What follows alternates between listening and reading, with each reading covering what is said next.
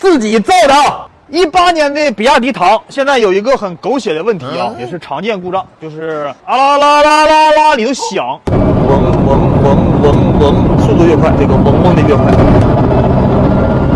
打你发现到现在跑了多久了？跑了2000吧。第一次我跟你联系的时候是它哦，不连贯的，现在已经连贯了。对唐来说呢，响声啊一点都不陌生，但是对买新能源的人来说，要看一看。品一品，为啥新能源车这么容易出现异响或者是故障？这个车呢，目前跑了16万公里，里边啊，咔啦，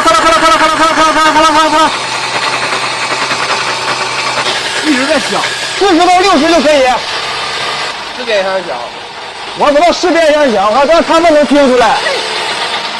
要说这个燃油变速箱和这种混动变速箱啊，最大的区别就是在于混动的呢，在拆的时候要把整个发动机啊给干下来，因为它这个空间比较小，是在传统燃油变速箱上面呢，它加了个电机部分，然后就比较复杂了，故障率啊也就比较高了。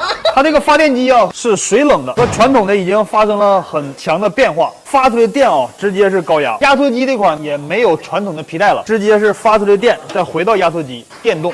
水泵这个位置啊也是电的，直接能用电的地方啊全部都是电的了。准备好了吗？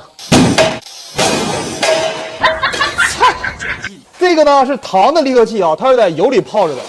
这是秦的离合器，它是裸露在空气之中的。